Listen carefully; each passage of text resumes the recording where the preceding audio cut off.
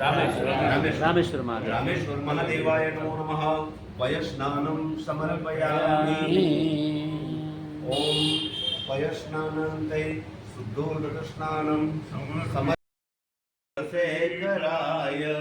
ચંદ્રાર્કવે નરલોચનાય તસ્મૈ વકારાય નમઃ શિવાય.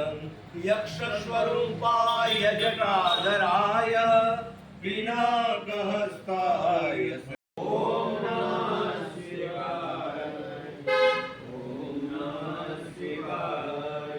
નમઃ શિવાય. ઓમ નમઃ શિવાય. ઓમ નમઃ શિવાય. ઓમ નમઃ શિવાય. ઓમ નમઃ શિવાય.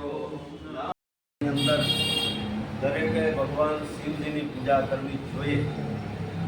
એ બરોબર, કારણ કે પંચ દેવતા મમ રક્ષા કરો. પાંચમા દેવ તરીકે ભગવાન શિવ છે. તો એની આરાધના કરવાથી આ જીવ છે ભગવાન શિવ તરફની ગતિ થાય છે. છેલ્લા સમયે પણ અંતે શિવજીનું નામ લેવામાં આવે તો એ જીવાત્માની સદગતિ થાય છે એવું શાસ્ત્રો તો કહે છે. પણ દરેકે એનો સ્વીકાર કરવાનો છે. શાસ્ત્રોમાં લખેલું છે એ પ્રમાણે. તો શ્રાવણ મહિનો અને એમાં પણ આજની 10મી એવી તિથિ અને એમાં પણ સોમવાર આવા, એટલે શ્રાવણ મહિનાનો અત્યારે બીજો સોમવાર ચાલે છે. તો આ સોમવારના દિવસે ભગવાન અતિશય પ્રસન્ન થાય છે. એટલા માટે કારણ કે ચંદ્રએ ઉપાસના કરેલી હતી. સૌરાષ્ટ્રે સોમનાથન ચ શ્રી શૈલે મલ્લિકાર્જુન. એટલે સૌરાષ્ટ્રના આપણા શિખર સમાન કોઈ હોય તો ભગવાન દેવાદિદેવ મહાદેવ એટલે સોમનાથ મહાદેવ છે, કે જે આપણું મુગટ છે. અને આપણા દ્વારકાવાળા એટલે ભગવાન દ્વારકાધીશ 125 વર્ષનું આયુષ્યમાં 100 વર્ષ ભગવાન અહીં બિરાજમાન થયા. એટલે 100 વર્ષ સુધી ભગવાને સૌરાષ્ટ્રની અંદર વાસ કર્યો. તો આ દિવ્ય ભૂમિ છે, આ પવિત્ર ભૂમિ કે આજે આપણે બધા સત્સંગ કરવા ભેગા થયા છે. એમાં પણ વિશ્વ હિન્દુ પરિષદના આયોજક. વિશ્વ હિન્દુ પરિષદ એવી પરિષદ છે કે જેને હિન્દુઓને એક કરવા માટેની એક મુહિમ ઉપાડી છે. આ મુહિમ એવી શક્તિશાળી બને છે, ખાલી આપણા એક જુનાગઢ જિલ્લા પૂરતી વાત નથી, પરંતુ સમસ્ત આખો દેશની અંદર આવીને આવી મુહિમ ચાલુ રહે. વિશ્વ હિન્દુ પરિષદ હંમેશા નિત્ય પ્રગતિ કરતું રહે એવી એક બ્રાહ્મણ તરીકે મારી તો એવી ભાવના હોય જ. તો દરેક વર્ણની તો હોય જ ફરજિયાત. દરેક વર્ણને માટે વિશ્વ હિન્દુ પરિષદે તન મન અને ધનથી સેવા પણ કરેલી છે, સંપત્તિ પણ અર્પણ કરેલી છે. અને તનથી અને મનથી જો એકરાર કરવામાં આવે તો ચોક્કસ સેવાનો ભાવ જાગૃત થાય. મનથી કરવામાં આવે. બાકી કોઈ કહે ને આપણે કરીએ તો એ સેવાનું કદાચ ફળ નથી મળતું, પણ આપણા મનથી આપણે કરીએ તો ચોક્કસ આપણું શરીર ત્યાં જઈ શકે છે. પણ મનને કહેવામાં આવે તો, પણ મનની અંદર જો આવા બધા આવરણ લાગી ગયા હોય, કામ, ક્રોધ, લોભ, મોહ, મદ, મત્સર, આ જે 6 શત્રુઓ છે કે જે આપણા શરીરની અંદર છે, પણ એ શત્રુઓ ઘડીક આપણને સત્સંગ તરફ લઈ નથી જતા. એ આપણે બધું જાણીએ છીએ. જે પાપ અંદર રહેલા છે કે જેથી કરીને કંઈ સારા કામ થતા હોય તો એની અંદર 100 વિઘ્ન આપે છે. તો એવું કંઈ પણ વિઘ્ન ના આવે ને સતત આપણે પણ ભગવાનની સેવા કરતા રહીએ એવી આ શ્રાવણ મહિનાની આ સોમવારના દિવસે ભગવાનની પાસે આપણે પ્રાર્થના કરીએ. અને આપણો બધાનો જીવાત્મા આ એક આત્મા જ છે, સ્વયં પ્રકાશિત છે. સ્વયં ભગવાન દરેકના હૃદયમાં વાસ કરે જ છે, એમાં ના નથી અને સંશય નથી. કારણ કે નરસિંહ મહેતાએ એ સાબિત કરી બતાવ્યું. આ પવિત્ર ભૂમિમાં એ નરસિંહ મહેતાએ એવી તો ભક્તિ કરી કે ભગવાનને 52 વખત પધારવું પડ્યું હતું. અને એ કેદાર રાગ જ્યારે પણ આપણે ગાઈએ ત્યારે આપણો પણ ભાવ ભગવાનને આપણે અર્પણ કરી શકીએ છીએ. ચોક્કસ આજે પણ એ કેદાર રાગ બોલવામાં આવે તો ભગવાન પધારે છે. એમ નરસિંહ મહેતાએ સાબિત કર્યું ને હાર રાજાને અર્પણ થયો એટલે ભગવાને એની ભક્તિનો સ્વીકાર કર્યો. અને ત્યારે પોતાની જ્ઞાતિવાળાઓને, પોતાની જાતિ જે લોકો હતા એ લોકોને બધાને એમ થયું કે ઓહો, અમે તો કેવડી મોટી ભૂલ કરી કે જે નરસિંહ મહેતાને એક ઊંચું પદ દેવું જોઈએ એને બદલે આપણે નાયકની બહાર મૂકી દીધા હતા. આપણે કથા બધી જાણીએ છીએ, પણ એ નરસિંહ મહેતાએ જે કાર્ય કર્યું જીવનની અંદર, ત્યાગે સો આગે, જેણે ત્યાગ કર્યો છે એ હંમેશા આગળ આવે છે. એમ પોતાના જીવનની અંદર એ સાબિત કરી બતાવ્યું કે મારું ચલાવે છે ઠાકોરજી, ભગવાન દેવાદિદેવ મહાદેવ, આ બંને અમારું કાર્ય ચોક્કસ કરે છે, એમાં ના નથી. જો અંદરથી આ શ્રદ્ધા જાગૃત થાય ને તો ચોક્કસ આજે પણ ભગવાન એના કુટુંબ પરિવારની ઉપર પ્રસન્ન થાય છે. એવું શિવ પુરાણમાં પણ લખે છે અને શ્રીમદ ભગવદ્ ગીતાની અંદર ભગવાન શ્રી કૃષ્ણએ અર્જુનને કહ્યું. એ શબ્દથી અર્જુનને પણ યુદ્ધ કરવા માટેની એક ઉત્કંઠા જાગૃત થઈ હતી અને 18 અધ્યાય જ્યારે ભગવદ્ ગીતાના પરિપૂર્ણ થાય છે, જે સંદેહો જે સંદેહ અત્યાર સુધીમાં થયો હતો, હે ભગવાન તમે એ બધો મારો સંદેહ તમે દૂર કર્યો છે. મારી અંદર રહેલા કામ, ક્રોધ, લોભ, મોહ, મદ, મત્સર, આ બધા શત્રુઓ તો ક્યાંય દૂર વયા ગયા છે અને હવે મને આ યુદ્ધ કરવા માટેની પ્રેરણા મળી છે. એમ અર્જુને ભગવાનની પાસે પ્રાર્થના કરી અને છેલ્લા શ્લોકની અંદર બોલ્યા કે યત્ર યોગેશ્વર કૃષ્ણ યત્ર પાર્થો ધનુર્ધર તત્ર શ્રીર વિજયોર ભૂતિર ધ્રુવા નીતિર મતિર મમ. એટલે પેલો શબ્દ ધર્મ અને છેલ્લો આ શ્લોક છે અને છેલ્લો મંત્ર અને છેલ્લો શબ્દ મમ. ધર્મ અને મમ એનો અર્થ એવો થાય કે મારો ધર્મ મને શું સમજાવે છે.